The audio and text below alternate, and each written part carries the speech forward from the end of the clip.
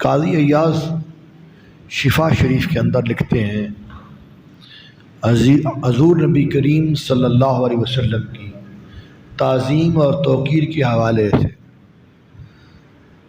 تو اس کے ذیل میں آپ نے لکھا کہ صحابہ کرام کی تعظیم کرنا یہ بھی نبی پاک صلی اللہ علیہ وآلہ وسلم کی تعظیم اور توقیر ہے، اور ازواج مطہرات اہل بیت اطہار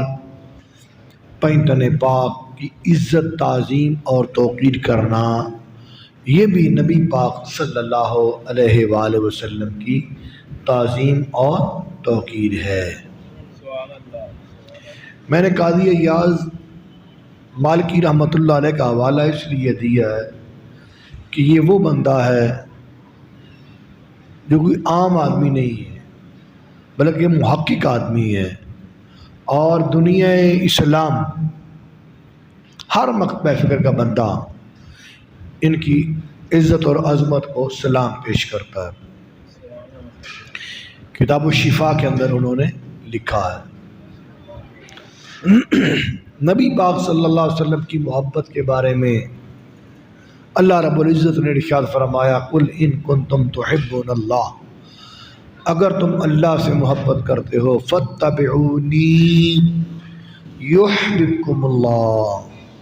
تو محبوب صلی اللہ علیہ وسلم کی اتباع کرو